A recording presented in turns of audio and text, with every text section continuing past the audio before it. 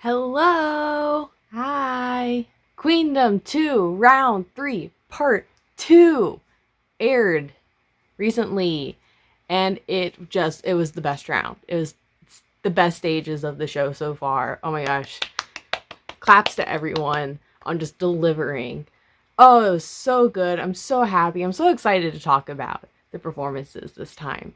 Which, thank God, I feel like I've just been so negative this whole time, and I don't want it to sound like I'm hating the show, because I'm not. I just get really passionate about things. It's just easier sometimes to talk about all the stuff that's kind of disappointing than it is to talk about all the stuff that I really like. I will try my best this time. Granted, there are still critiques, there are still things that upset me of some of these performances. I'm going to talk about them. I think it makes it easier to understand why I'm ranking things a certain way, where if I just said I loved every single one of them, you're like, well, why did you rank that sixth then? Do you get that? I hope that was a good enough explanation. But anyway, I'm so excited to talk about this round. This was the fantastic round where they were songs chosen kind of by fans. They had fan input in their decisions of what song to perform. So just like every other one of these videos, I'm going to talk about them in my ranking, starting with my least favorite, counting up to my favorite. So let's start off with my least favorite of these performances, and that is going to go to Brave Girls. I honestly feel like such a jerk putting this as my least favorite because of just kind of how emotional the stage was. It ended up getting them first place in the round, which, props to them. I just, very unfortunately, really do not like Red Sun. I can't tell you how mad I was when I heard that was the song they were doing for this round, because they should have done High Heels. Like, if you've never heard this song before, it makes sense. It's like a CF song. It's not like a canon Brave Girl song to me, which was just like, it'd be like if Hyorin did the Lipton iced tea song for the, like, in my mind. I'm sure maybe it has a different meaning to the actual Brave Girl fandom, because as they talk about in the show, it's like the lyrics kind of are about what happened in their journey, which that gets lost on me as someone who does not speak Korean. But setting aside how much I really don't like the song, let's talk about the actual performance. I think they did a good job at making it really sad. I was definitely really sad. Part of that makes me a little mad. It's just like, oh man, they're using the sad card to make me think this is like really good. And that's all I remember now from the performance is like, oh man, it made me sad. And I remember the shoes. Their shoes. They were in boots and then they were in heels. Metaphors. It is kind of interesting, the parallelism of the Brave Girls career and now Brave Girls on Queendom. I don't know how much of that was like kind of maybe a planned producer-esque thing of, Brave Girls is starting off, not doing so hot. And then they have this breakout moment and now they're like in first. Deja vu here. It seems very familiar. I do partially think a lot of their votes might have come from, and this isn't like saying they didn't deserve the votes. That's not what I'm saying. I have hold on. It would not surprise me if all the people who have been voting for Hyorin this whole time as their second vote, this time used it on Brave Girls, pushing them so high in the rankings. And I think Eunha even said that on the show This Is Falling. And I think that's just a really sweet thing to do, because first off, Hyorin's now like the enemy, so fandoms aren't going to want to give her their extra vote. And I don't think anyone wants to see Brave Girls get eliminated, so just giving them that extra vote, and it's just a happy moment. They get to stay in the show, and they did very well. So bravo to them. I still don't like that song. How did we go this whole show and we didn't get High Heels? Number 5. Luna. Luna. So Luna did Butterfly, which is the song like everyone's been waiting for on the show. And I do think that comes with a little bit of a disadvantage of everyone's having these really high expectations. And to me, they did not reach them. Personally, just think the original performance of Butterfly is better than what we got on the show, which is just so disappointing. I think Luda pointed that out. It's a song that I think everyone wanted a chance to perform. So everyone's kind of getting, all these ideas of what could be done with it because it's just a song that you could do so much with. And I don't think Luna did enough. It's like they did changes I didn't want and they didn't make changes where I think there could have been. I don't think that really made sense what they just said, but that's what I'm saying. Lost a lot of the impact of the original Butterfly choreography. Not that they should have just done the original, and they did go back to the original, which is always just a satisfying thing to see in these performances. But it didn't have like the movement or something that the original has. It wasn't as captivating in it. And I also do kind of blame some of the camera work on parts of that. And then for the actual arrangement, it's very similar to the original, which isn't a bad thing. I don't think they needed to make, a reggae version of Butterfly, keep it as it is. I think they should have just really embraced this like classical theme to it. And they kind of did that at the end. Like you get some strings or something. Like just make it just beautiful, right? I think there's an idea there of just what, I don't know how to explain it, but it's like the visions in my head of like, how like dynamic and like, it could have been. We didn't quite get that. And I also do kind of think you could see the budget restraints Blackberry has, especially when you compare it to some of the other stages this round. Luna had a very simple stage. It was like, they had the moon, they had the little spiderweb thing, and the backup dancers had like those lights. And overall, I just think it kind of was a little bit cheap. I think a company with more money probably could have done a bit more. So it's unfortunate that maybe they were so limited on that. I do also think the backup dancers should have been dressed differently. They were almost too similar to Luna's outfits, and Luna's outfits were beautiful. But they just got lost sometimes in the backup dancers that I just had trouble kind of telling everyone apart. And that to me was just kind of a bit difficult to see and understand what's going on. Also, this is just my own personal thing that I think they should have done. They should have go on to fly across the stage as the butterfly that she is.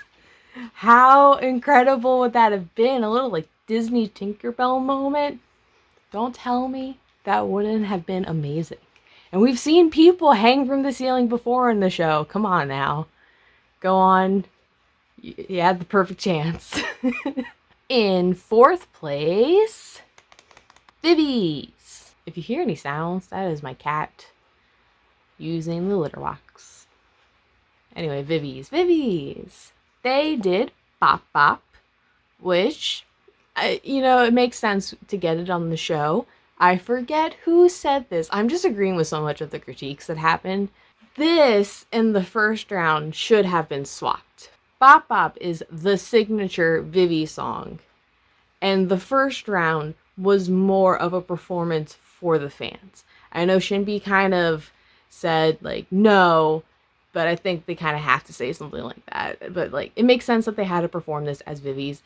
It just doesn't feel like this is, like, the fan song. Like, this is just a song. We saw this on music shows, like, a month ago. I like the theme that they went for with this, like, Mean Girls kind of aesthetic. They're in the pink. There's marching bands and cheerleaders. It's fun. I like, the marching band elements into the song. The dance break was kind of cool. The cheerleading moment at the beginning was kind of cool with how they nailed that. I thought that was spot on. That was really well done. I think overall, I just don't have much to say. I don't think it was anything spectacular. It wasn't bad. It was just like a really solid performance of Bop Bop with some extra twists to it and a special theme. I do think in general the show has showed how underutilized Eunji was in G-Friend, because she has just been amazing all throughout this show. And even just in Vivi's when they did Bop Bop, it's just like, oh my gosh, Eunji, I feel like I'm seeing you for the first time now. And she's just amazing. And I love that for her so much. Number 3, Hyorin. So Hyorin did CC, which is my favorite of her solo songs. I cannot tell you how happy I was when I heard this was the song she was doing. Because I was almost like so sure she'd probably go like the Dally route or something. And I'm just so happy we got this. It was just such a fun performance. It's just so refreshing. She's just so good at this show, and just the performances she's put on. I have loved every single one of them. And this was also great. Her live vocals, this one, were, I think, phenomenal. I think it was the best vocal performance of her so far in the show. I love like the scenes that Hyorin creates with her stages, specifically this one and the Touch My Body stage, which is like the sets and how they transition through the performance. Like with this one, once again, it's like at the end, there's like fireworks going off. So it's like you get the whole story of, she's going to the beach, it's the daytime, she's going like after school or whatever, and then like, it starts to become nighttime and there's fireworks, everyone's having fun. It's just such a fun performance. Hyorin's not doing too much. Like, there's a lot of walking around and singing. I don't even care. Like, she's still just putting on this performance. She's trying to engage with the crowd, and I feel it through the TV. And I love that. I love her performances. She has been an absolute delight on the show. Could she have done more? Sure. But I'm really glad that she didn't. I liked that this is pretty much just CC. She didn't change much. There's just like that dance break, which like, fine. It wasn't like, it didn't add anything, but it didn't hurt it. It was just like, you need to have that kind of moment. I liked her fans having the red cap. Great stage. Great stage. Bravo. Number 2, Kepler. So Kepler are kind of the odd ones out here in that they didn't do a Kepler song because they don't have any songs. So they did The Boys by Girls' Generation. Now, normally, yeah, I'd be kind of upset if any of the other groups did this. It'd kind of be like in Queendom 1 when Lovelyz didn't cover an Oh My Girl song, where it's kind of like, but you didn't do the challenge. Like, that's how it would feel. So I'm glad everyone else stick to their songs, and it made sense for Kepler to do something else. They could have done OOO. They could have done Shine.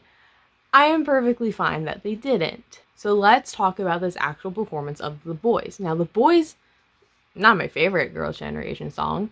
I think they did a great job at it. I like the arrangement that they did. And I'm kind of disappointed that there's no Spotify version of it because it's an SM song, so they don't get the rights to it. But, like, it's kind of cool. Like, there's parts I'm sad got cut out. Like, I'm very upset that we don't get the I want to dance right now. Because I love that part so much, especially the dance move. But oh man, at the end, when they finally hit you with the girl generation, when they do, oh, that's so satisfying. Because they changed the choreography for the performance, which makes sense. So then, like, when you hit back with the original, it's always like a satisfying, like, yeah, there's the move.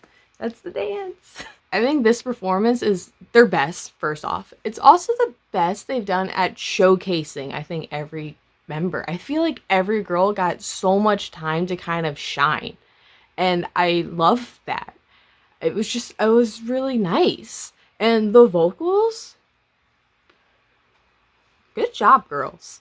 Like, they're not Taeyeon vocals, but no one's Taeyeon vocals. And I think they did a great job. Like, overall, sure, there are things that could have been better, but I just thought it was really enjoyable. I had a really fun time seeing it. So that's why I have it at number 2. But for number 1, which to me is just such an obvious number 1, goes to WJSN for their performance of Pantomime. I expected this was going to be the song they would perform for this round because of just kind of how iconic of a B-side it is. And I think there is a lot of advantages here in that this is the first performance they've done of it. It doesn't have choreography. So they are not limited in any way. They can just go all out, do whatever. And oh my god, they did that. They did everything.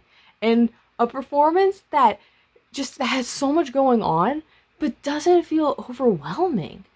Oh my gosh, I loved it so much. For one, it's Broadway themed. Everyone should just do Broadway themed stuff because it's just better than everything else.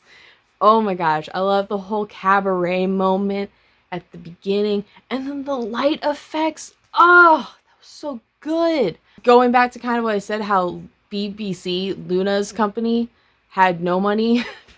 Starship put a lot of money into this. The aerial arts going off, BONA having the time of her life up there. BONA's back.